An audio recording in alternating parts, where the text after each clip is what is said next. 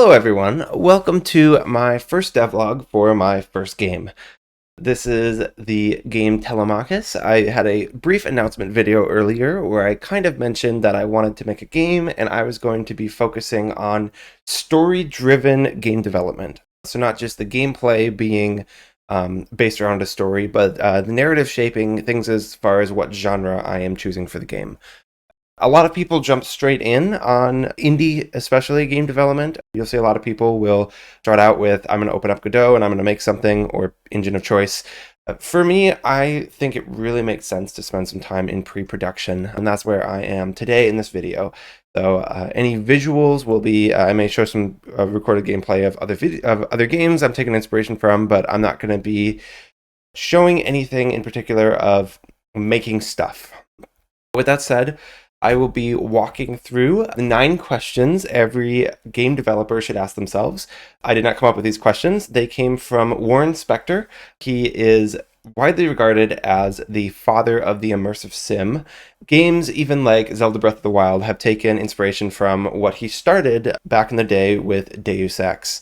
So for the postmortem for that game over on GDC Vault, I will link it if you just want to hear it from him. Those 9 questions are around the 11.5-minute mark in the video, but he walks through these questions which he asks himself before every project, so I will be too. As the questions progress, they move from what kind of game do you want to make to why are you making games. I haven't really gotten into the weeds of what that is, and I think this video we're probably going to go there, so apologies if it's a bit rambly, but I think it's worthwhile to walk through these, and I thought it would be especially worthwhile to walk through these with everyone who is hopefully wanting to jump on this journey of me following me as I make my first game.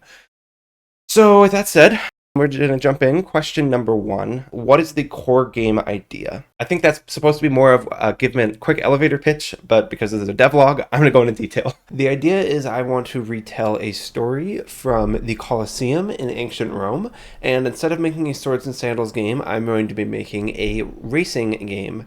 So if you think of something like F-Zero, it's going to be that, but with permadeath and more meaningful run-based gameplay, where if you lose a race, that's okay, but if you die in a race, that's it, it's over. So the individual lives of you and the other characters are going to matter a lot more than they typically do in a combat racing game. And that probably should lead to the story. This is a story from the year 404 AD.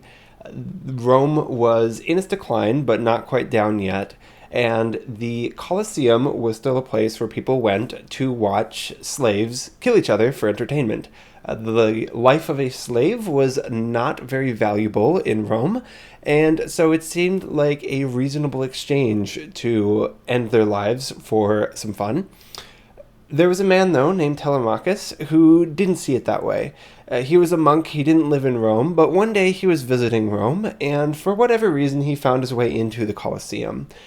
And what he saw shocked him. He did not believe that these slaves were worthless and that they should die, and so he did a very stupid thing. He jumped the fence and entered the Colosseum and tried to stop the games. And in that endeavor, he lost his life. History has a few different discussions about how that happened exactly, but either he was stoned or stabbed or both. And this reached the ears of the emperor, and the whole city was kind of shaken up because that's not how the Colosseum is supposed to work. Free people don't die there, slaves do. So the emperor decided enough is enough, and the games were banned from that point going forwards.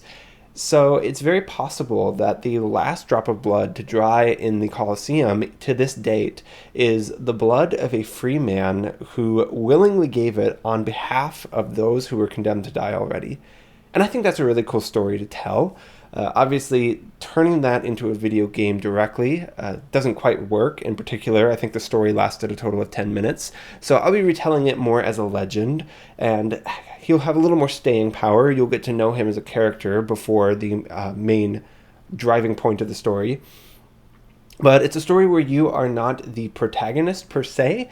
You get to become involved and you become an increasing protagonist as you go. But the story is mainly a story of this other person who has the power and chooses to invest it in a way that most people with power don't choose to invest it.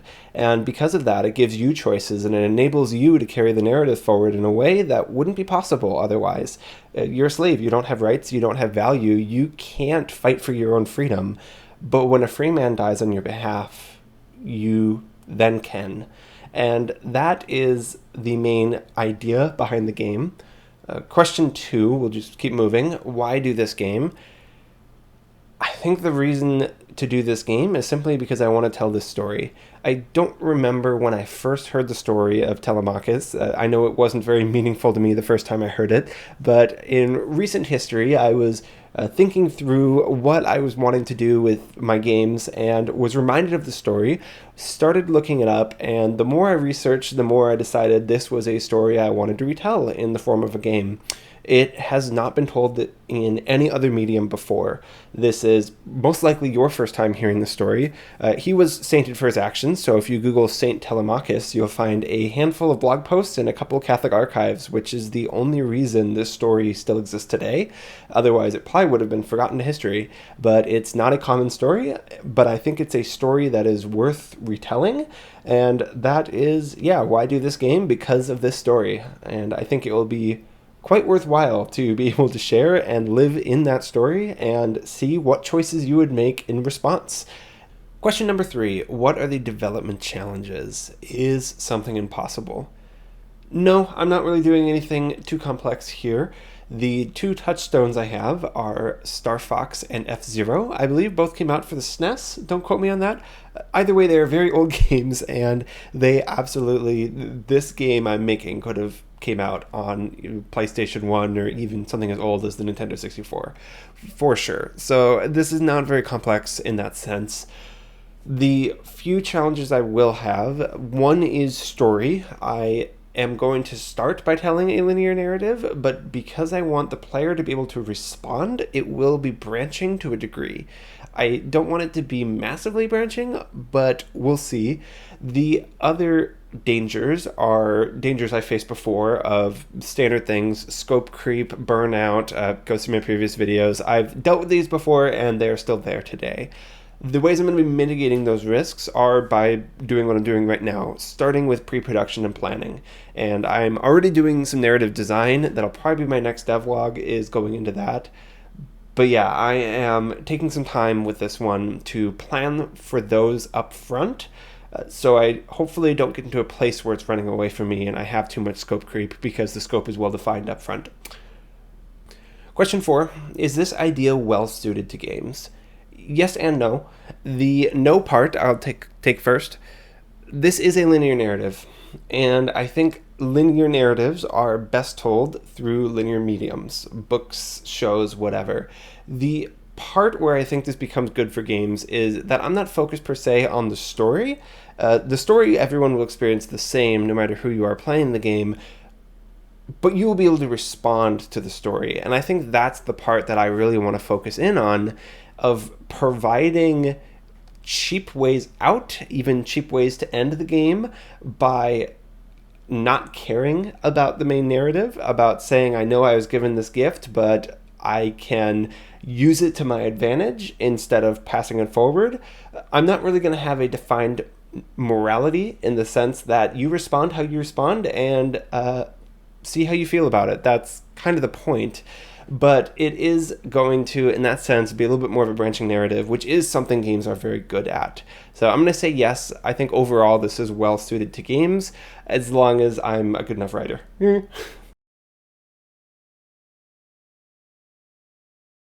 Question 5, what is the core player fantasy?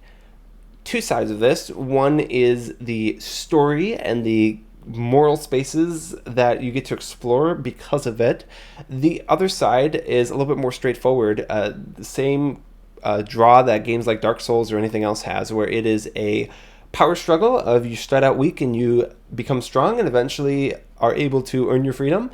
if you're ignoring the main narrative. Again, this is more of a marketing question than a game design question at this point. There are two fantasies that you can engage with in varying capacity. I want the game to be able to stand on its own even without the narrative, although the narrative is the main point. I want you to be able to ignore it if you want to and still have an experience where you are earning your way to freedom and there is a complete story there, even if it is maybe less of a story. So yeah, two fantasies kind of wrestling with each other and kind of opposites in a lot of ways. Question number 6, what are the verbs? What does the player do? There's a few. So driving, obviously. Shooting, I was imagining that if the racetracks you're on convert from flat tracks like an F-Zero game to a more rail shooter style parts of the track, kind of like Star Fox, and that there is going to be a natural ebb and flow between those two. So as you're traveling through the races, there is the pure racing and then the more combat than racing, and there may be some racing in the combat and combat in the racing, we'll see, but I was imagining having both and being able to go back and forth. One level above that, there's going to be a race and rest, and on the rest side, I'm planning on having a small Pokemon-style home-based town where you can have conversations and upgrade your ship and some of that stuff. So core verbs, driving, shooting, upgrading, and talking interaction. Question 7, has this been done before? From what I've seen, this unique blend of genres hasn't been done. The combat racing as a roguelike, I've seen people online asking about it. I haven't found a game that seems to exactly do that. But the big thing is the idea of looking at the morality. A game kind of like Darkest Dungeon took a genre where the violence is just a part of it and is just gratuitous and started to question what are you actually doing in these characters' lives. So in the same way, I think that can be done with combat racing. Even games like Mario Kart, when I say gratuitous, I don't mean bad, but violence has never been something that you question in a combat racing game. It's just, that's a part of the game. So to have one where that's the central conflict, I think is a new-ish thing, and I think it's just because we are only really starting to explore some of these spaces now in games. So question number 8 is, what is one thing that hasn't been done before? And question 9 is, do I have something to say? And I'm going to take those together. I think they relate a lot. The short answer for question 9 is, yes, I want you to know that your life matters. And I don't say that in a kind of loose or fluffy way. I know a lot of times we will pretend that our lives matter for the sake of mental health or for the sake of worldview, but in reality, we don't actually believe it. And that's where the story of Telemachus, I think, comes in. In any society, a buyer determines the value of a good. And when a free man walks into a place and gives his life in fair exchange for the life of a slave, it proves that that slave's life is as valuable as the life of a free man. And Telemachus would not have done what he did if 371 years earlier, a man named Jesus hadn't also walked in and given his life in fair exchange. I've had the incredible opportunity of telling that story to students in particular over the past 6 years, and watching some of them come alive for the first time when they realize that they have a inherent worth. They don't have to conjure up a self-worth, try to convince themselves that they matter when they feel like they really don't. And I want to take that forward into games and keep sharing that story and that hope with other people. That leads us back to question 8, though. The Christian response to video games in particular has been deeply unfortunate. Because the first thing we did when video games came on the scene was reject them. We said that video games are bad and violent and addictive and a waste of time. And some of those things are true for certain games.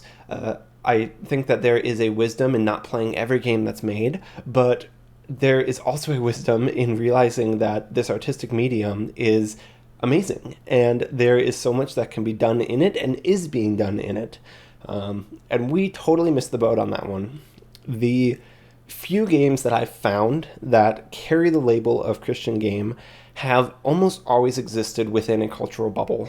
They were designed to keep our kids safe, to keep us from playing those games.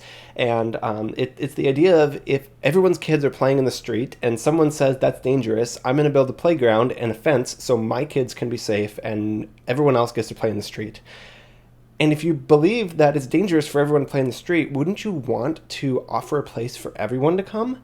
But we haven't done that. And that is another thing that's really unfortunate. So that's what I'm trying to do now with this first game and with every game that comes after it, is I want to begin to make games that aren't shallow parodies of better games for the sake of making a place that we feel comfortable, but games that step out and are games for everyone, that tell a story and begin to engage the worldview conversations that are already happening. There are a number of groups that have been making really good games that say really important things about the world, and sometimes those narratives disagree. But I think it's really cool when we allow the art we create to lead the conversation. And I think when we begin to do that, it'll make the conversation around games a lot healthier as well, because we are leading the conversation through our art, and we're saying, hey, I disagree with the thing your game said, but I recognize that your game is a phenomenal piece of art, and hopefully my game is also a phenomenal piece of art.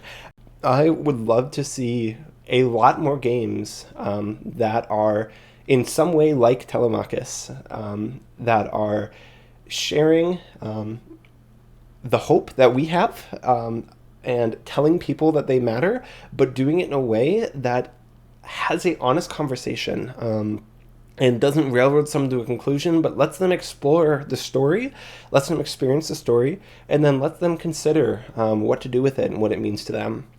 So that's my whole thing. I'm probably going to cut this devlog here with these 9 questions. I do have more technical stuff that will be coming later. Like I said, I'm going to be doing narrative design, but if you reach this point in the video, I did want to stop and say thank you for listening all the way to the end.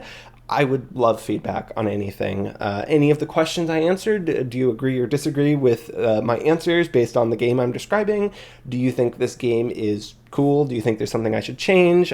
Whatever feedback, I'd love to hear it. As I've said, I am in the early stages of pre-production right now, and I will be in that for a little while, so it would be great to get feedback. I do have a Discord if you want to jump on there. I've a couple people have started joining, not very many, but it's always cool to hear from people. So let me know if you want to be a part of the development of this game. That would be a great place to connect. So thank you, and I think next up I will be having my next 20 games in 30 days. It'll probably be a couple more weeks.